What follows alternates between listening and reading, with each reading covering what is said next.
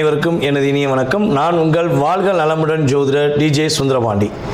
தற்போது நம்ம என்ன விஷயம் பார்க்க போகிறோம் அப்படின்னா, இந்த 2026ஆம் ஆண்டு ஜூன் மாதத்தில் 6ஆம் தேதியில் மிதுன ராசியில் இருக்கிற குரு பகவான் கடக ராசிக்குள்ளே நுழைந்து என்னென்ன மாற்றங்களை உங்களுக்கு தரப்போகிறார்.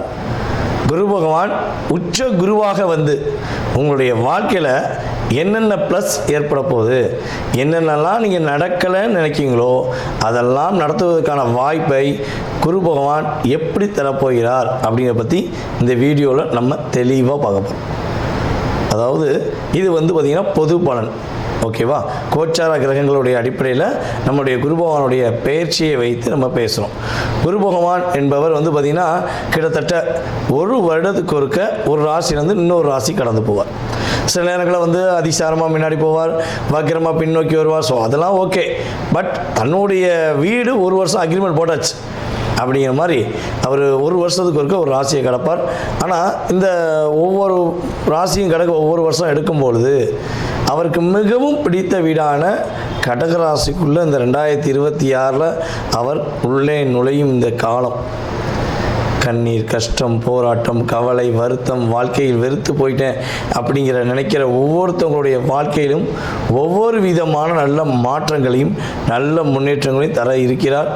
உங்களுடைய ராசிக்கான எதிர்கால குரு பயிற்சி பலனை முழுமையாக பாருங்கள். உங்களுக்காக நான் ரொம்ப ஃபில்டர் பண்ணி செக் பண்ணி கொண்டு வந்திருக்கேன். நீங்கள் வீடியோ பார்த்துட்டு உங்களுடைய மேலான கருத்துக்களை கட்டாயமாக கொடுக்கணும். ஸோ இன்னொரு விஷயம், நம்மளுடைய சேனலில் பார்த்திங்கன்னா மிக பிரபலமான ஜோதிடர்கள் பேசிக்கிட்டே இருக்காங்க, ஓகேவா?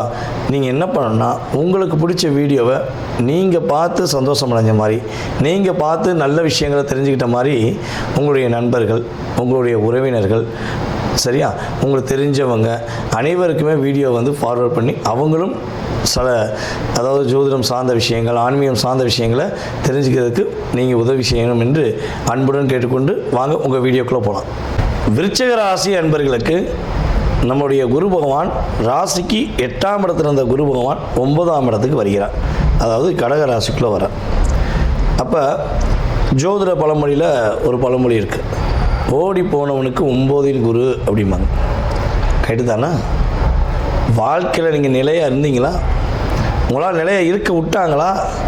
நீங்கள் என்ன தான் நைட்டு உட்காந்து சிந்திச்சு இப்படித்தான் வாழ்வேன், அப்படித்தான் வாழ்வேன், நான் இனிமேல் எனக்காண்டி தான் வாழ போகிறேன்னு சொல்லி சிந்திச்சுட்டு படுத்த உங்களுடைய சிந்தனைகள் எல்லாம் மறுநாள் காலையில் அப்படியே டோட்டலாக பேசமாட்டதை எப்படி உடைக்கிற மாதிரி உடைச்சிட்டு உங்களை பிறருக்காக அதாவது சுயநலவாதிகளுடைய சூழ்ச்சியில் மாட்டினீங்களா இல்லையா? பொதுவாகவே நம்ம விருச்சிகராசி என்பதில் ஒரு சில பேர் என்ன சொல்கிறாங்கன்னா, உங்களை செல்ஃபிஷ்னு சொல்லுவாங்க, கோபக்காரங்கம்பாங்க, தேல் மாதிரி கொட்டுறாங்கம்பாங்க. உண்மையா இல்லையா? உங்கள் கூடவே இருந்து உங்கள்கிட்ட எல்லாத்தையும் வாங்கிட்டு உங்களை பிரெயின் வாஷ் பண்ணி உங்கள்கிட்ட என்னென்னலாம் எடுக்க முடியுமோ எடுத்துட்டு உங்களை பாசம் வச்சு, அன்பு வச்சு, காதல் வச்சு, நம்ப வச்சு ஏமாத்தின அந்த துரோகிகள் மட்டும்தான் அந்த வார்த்தையை உபயோகப்படுத்துவாங்க.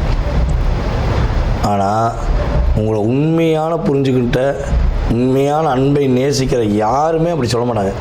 ஏன்னா நீங்கள் பொதுவாகவே பார்த்திங்கன்னா அளவு கடந்த அன்பு வைக்கக்கூடிய நபர்கள், அன்புக்கு மட்டுமே அடிபணியக்கூடிய நபர்கள், செவ்வாயோட ராசியாக இருக்கிறனால தான் உங்களை கட்டு போட்டு வைக்கிறாந்தா, அதாவது ஒரு கண்ட்ரோலில் வைக்கிறாந்தா அந்த இடத்துல அன்பு இருந்தால் மட்டும்தான் உங்களை கண்ட்ரோல் வைக்க முடியும்.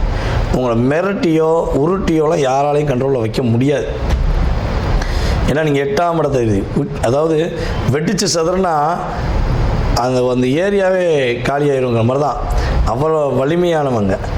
ஆனால் யாரும் பாதிக்கப்படக்கூடாது, யாரும் கஷ்டமடையக்கூடாது அப்படின்னு நினச்சி உங்களுக்குள்ளேயே பல கஷ்டத்தை உண்டு பண்ணிக்கிறீங்க. அதே போல் விருச்சிக ராசிக்காரங்களுக்கு இன்னொரு குணம் என்னென்னா, நம்ம விரும்பிட்டோம், நம்ம நேசிச்சிட்டோம், நம்மளை நேசிச்சிட்டாங்க, அவங்க போலியாக நேசித்தாங்க, உண்மையாக காதலிச்சாங்க, அதெல்லாம் தெரியாது. பட் நம்ம மேலே அன்பு காட்டிட்டாங்க, சரி போனா போட்டு போ அப்படின்னு விட்டு கொடுக்குற எண்ணம் தான் 80% இருக்கும். ஒரு லிமிட்டை தாண்டி போகும்போது தான் தேல் அதோடைய வேலையை பார்க்குற மாதிரி நீங்கள் செஞ்சிருவீங்க. ஒரு அன்பை கொஞ்சம் அதிகமாக வச்சனால தான் அழுத்தமாக கேட்பீங்க, ஒரு அழுத்தமாக கொடுப்பீங்க, ப்ரெஷர் கொடுப்பீங்க. ஸோ இது உண்மை தான், உங்களுடைய குணம்தான். உங்களுடைய குணத்தை நல்லா புரிஞ்சுக்கிட்டவங்க ஏன் உங்களை கஷ்டப்படுத்துகிறாங்க? கடத்த மாட்டாங்களே. புரியாத உறவுகள் தான் உங்களை தவறாக சொல்லுவாங்க. இதான் நம்முடைய ஷார்ட் அண்ட் ஸ்வீட் எடுத்துக்காட்டு. ஸோ இப்படிப்பட்ட நிலையில் ஒரு 5 வருட காலமாக, குறைஞ்சது 5 வருடம், நான் சொல்ல இதுதான், குறைந்தது 5 வருட காலமாக பல விஷயங்களில் பல போராட்டங்களை சந்தித்து வாழ்க்கையில் என்ன பண்ணோன்னே தெரியாமல் முடிச்சுக்கிட்டு இருக்க விருச்சிக ராசி அன்பர்களாகிய உங்களுடைய வாழ்க்கையில் குரு பகவானுடைய பார்வை, 5ஆம் பார்வை உங்களுடைய ராசிக்கு டைரெக்டாக அப்படி விழுந்தனால இந்த 5ஆம் பார்வை வந்து பார்த்திங்கன்னா 12 வருடத்துக்கு ஒரு முறை தான் உண்டு இல்லையா? அப்போ விருச்சிக ராசிக்காரங்க இந்த வட்டம் மிகப்பெரிய மாற்றத்தை சந்திக்க போகிறீங்க. உங்களுடைய சிந்தனைகள் எல்லாமே சிறப்படைய போகுது. நீங்கள் உங்களை உணர போகிறீங்க, உங்களை ரசிக்க போகிறீங்க, உங்களுடைய வாழ்க்கைக்காக இனிமேல் நீங்கள் வாழ போகிறீங்க. ஏன்னா இப்போ உங்களுக்கு வந்து நிறைய விரக்தி ஆயிடுச்சு. என்னடா வாழ்க்கை, உங்களை உண்மையாகவே நம்பணும், ஏமாற்றிட்டாங்க, உண்மையிலே பாசம் வச்சோம், ஏமாற்றிட்டாங்கன்னு விருச்சிக ராசி ஆண்கள் எல்லாமே ஃபீல் பண்ணிக்கிறீங்க. அதுவும் இந்த விருச்சிக ராசி பெண்கள் வந்து பார்த்திங்கன்னா டெப்த் அப்படின்னு சொல்லுவோம். அவ்வளோ தூரம் ஆழமாக நேசிக்கக்கூடியவங்க. நீங்கள் ஒரு ஆண்மகனை தான் கூட இருக்கவங்களை நீங்கள் நேசிக்க ஆரம்பிச்சிட்டிங்கன்னா எவ்வளோ பெரிய இக்கட்டான சூழ்நிலை வந்தாலும் விட்டு கொடுக்க மாட்டீங்க. எனக்கு நீ வேணும் நீங்கள் ஒரு வார்த்தை உபயோகப்படுத்திட்டீங்கன்னா அந்த நபர் வாழ்க்கையில் வெற்றி பெறுவதற்கு உறுதுணையாக இருப்பீங்க. அந்த நபர் உங்களை வேண்டாம் சொல்லிட்டு போனாலும் உறுதியாக இருப்பீங்க. எனக்கு நீ தான் வேணும், எனக்கு நீ தான் வேணும், எனக்கு நீ தான் வேணும், எனக்கு நீ தான் வேணும்னு அந்த அழுத்தம் அதிகமாக வருதுன்னா அது விருச்சிக ராசி பெண்களுடைய வார்த்தைகள் இருந்தால் வரும் அதிகமாக. ஏன்னா அவ்வளோ தூரம் நீங்கள் ஆழமாக நேசிக்கக்கூடியவங்க. புரியுதா? உரிமை தானே, உரிமையை கேட்குற தப்பு இல்லையா அப்படிங்கிற மாதிரி கொஞ்சம் ஸ்ட்ராங் அனுப்பிங்க. பொதுவாகவே விருச்சிக ராசி பெண்கள் ஒரு நபருக்கு மனைவியாகவோ அல்லது காதலியாகவோ அல்லது தோழியாகவோ அல்லது பெற்ற தாயாகவோ வந்துவிட்டால் அந்த ஆண்மகன் கொடுத்து வச்சவன் சொல்லுவேன். அவ்வளோ தூரம் உங்களை பார்த்துக்குருவாங்க. அம்மாவாக இருந்தால் தன் குழந்தைக்கு என்னென்னாலும் செய்வாங்க. சகோதரியாக இருந்தால் தன்னுடைய தம்பிக்காண்டி தன்னுடைய அண்ணனுக்காண்டி எவ்வளோ நாள் விட்டு கொடுப்பாங்க. காதலியாக இருந்தால் நீங்கள் என்னெல்லாம் பண்ணாலும் சரி, என்னுடைய காதலன் என்னை ரொம்ப நேசித்தான் அப்படின்னு சொல்லி தான் வீட்டிலேருந்து என்னென்னலாம் எடுத்து கொடுக்குமோ, தான் உழைச்ச உழைப்பிலேருந்து எவ்வளோ தான் கொடுக்க முடியுமோ கொடுத்துருவாங்க, யோசிக்க மாட்டாங்க.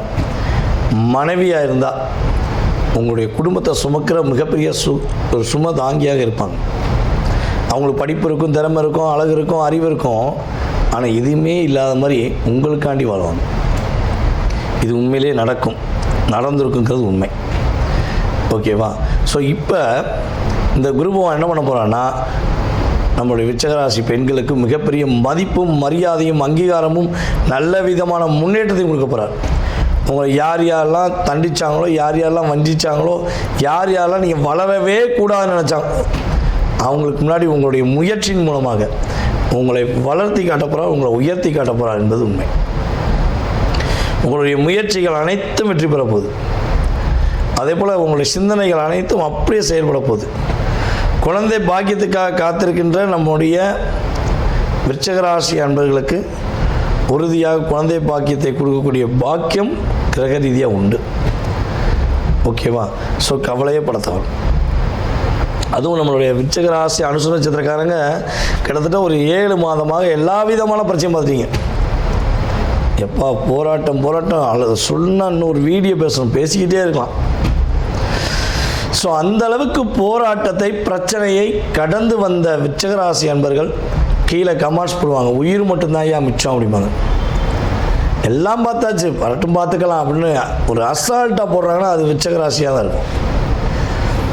பல பேருடைய தவறை சுட்டி காட்டக்கூடிய ஒரு இடத்தில் தகுதியான நபர்கள் யாரும் விருச்சிக ராசிகள். வெளிப்படையாக சுட்டி காட்டுவீங்க. மனசில் ஒன்று வச்சு வெளியே ஒன்று பேசக்கூடிய குணம் உங்கள்கிட்ட இருக்கவே இருக்காது. சொட்டு போடாமல் வராது மைங்களா, அதுதான் நீங்கள்.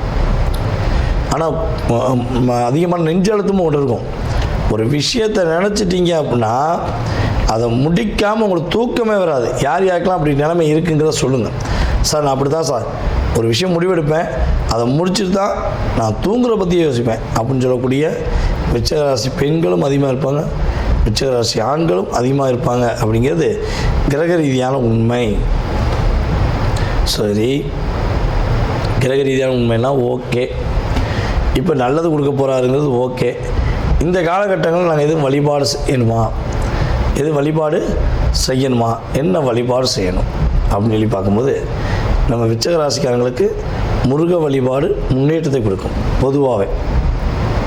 அதுக்கு அடுத்தபடியாக உங்களுடைய வீட்டு பக்கத்தில் இருக்க உக்கிர தெய்வங்கள் வழிபாடு உங்களுடைய வாழ்க்கையில் மிகப்பெரிய மாற்றத்தையும் மிகப்பெரிய முன்னேற்றத்தையும் கொடுக்கக்கூடிய ஒரு வழிபாடாக இருக்கும் என்பது உண்மை.